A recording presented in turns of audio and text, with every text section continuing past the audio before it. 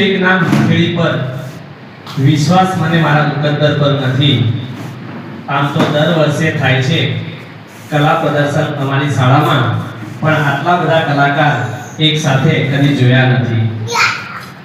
શ્રવણ વિદ્યા ભવન અંકલેશ્વર પ્રેરિત ભરૂચ જિલ્લા ચિત્ર શિક્ષક સંઘ દ્વારા આયોજિત અને કેમલ કંપનીના સહયોગથી આજ રોજ અમારી શાળામાં કલા ભવન નો એક વર્કશોપ યોજવામાં આવ્યો છે. આપ સર્વે કલાગુરુઓનું હાર્દિક સ્વાગત કરું છું. મિત્રો, એક અંગ્રેજીમાં નાનકડી કહેવત છે, વેલ બિગન ઇઝ હાફ ડન. એનો અર્થ થાય કે જો કોઈ પણ કાર્યની શરૂઆત સારી રીતે કરવામાં આવે તો સમજો કે એ કાર્ય અડધું પૂરું થઈ ગયું. અને કોઈ પણ કાર્યની સારામાં સારી શરૂઆત એટલે પ્રાર્થના.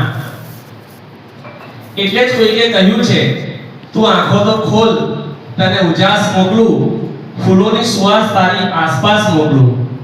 ક્યારેક તો કર બે હાથ જોડી થોડી પ્રભુ પ્રાર્થના, તારી કલાના કદરદાન મોકલું. તો મારા વિદ્યાર્થીઓને વિનંતી કરીશ કે જો સુંદર મજાની પ્રાર્થના લેશો બેટા.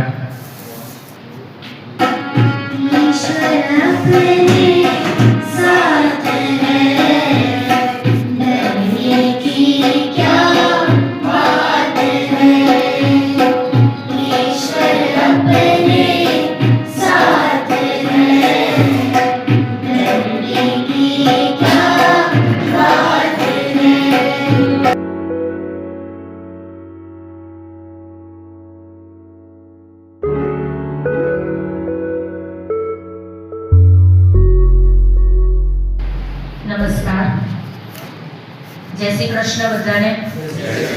કેમ છો બધા? અમારી સ્કૂલમાં આવવાનું તમને બધાને આવ્યા એ અમારું અહોભાગ્ય. કારણ કે ઘણા સમયથી અમે એવું વિચારતા હતા કે આપણે બધા ચિત્ર શિક્ષકો અને કલાના બધા મહાનુભાવોને ભેગા કરીએ અને સરસ રીતે એક વર્કશોપનું આયોજન કરી અને સ્નેહ મિલન જેવું રાખીએ, જેથી બધા ચિત્ર શિક્ષકો ભેગા થાય અને આપણી શાળાને પણ જુએ, સાથે આજે અમે કલા ભવન બનાવ્યો છે એ પણ જુઓ. એટલે એમાં પાછો સહયોગ થઈ ગયો, બહુ સરસ આયોજન થઈ ગયું. અમારી સાથે ભરતભાઈનો પણ મિલાપ થઈ ગયો, રામ અને ભરત બંનેનો મિલાપ થયો બરાબર, અને સરસ એવું રામાયણનો સંયોગ થઈ ગયો શાળાની અંદર. કે ભરતભાઈ અવારનવાર આવે અને બહુ સરસ એવી આપણે ત્યાં વિદ્યાર્થીઓ માટે સરસ વર્કશોપ કરે, ઘણી બધી પ્રવૃત્તિઓ કરાવે.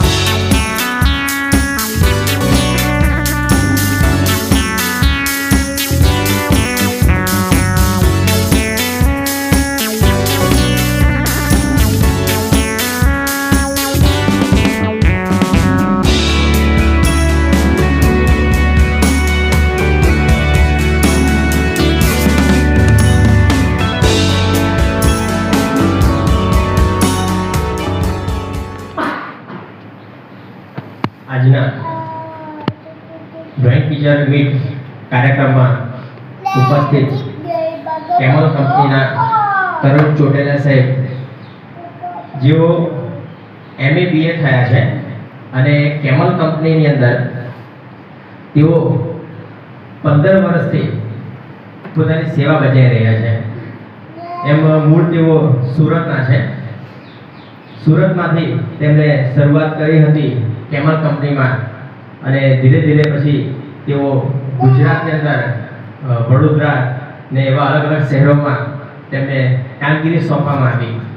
પણ સમય જતાં એવા અનુભવો થયા એમના અને 15 વર્ષની કામગીરીને જોઈને કેમલ કંપનીએ તેમને ગુજરાતની બહાર બીજા સ્ટેટ જેવા કે રાજસ્થાન, દિલ્હી, પંજાબ, કલકત્તા, યુપી, બિહાર આ બધા સ્ટેટની એમને જવાબદારી સોંપવામાં આવી. એટલે દીપેશ એની મહેનતથી આગળ આવ્યો છે. એટલે હું દીપેશભાઈને ખૂબ અભિનંદન આપું છું. કહેવાય છે ને શ્રવણ દીકરો હતો, આપણે બીજા દ્રષ્ટાંતમાં જોયું. શ્રવણ દીકરો હતો અને એનું કામ જોયું આપણે. પણ આ શ્રવણ બાપનું કામ છે.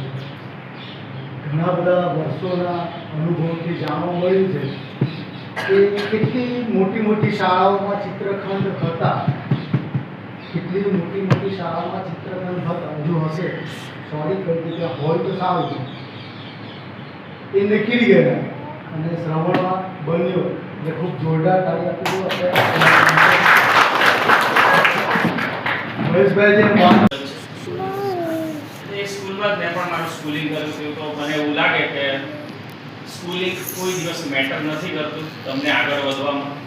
કે તમને આપણે ઘણીવાર એવું વિચારતા હોઈએ ને કે મોટી સિટીમાં જવું હોય, મોટી કંપનીમાં કે મોટી પોસ્ટમાં જવું હોય તો તમને ઇંગ્લિશ આવડવું જોઈએ, સમય બધું જ શીખવું, બધું જ જવાબદારી તમને બધું જ શીખવી જશે.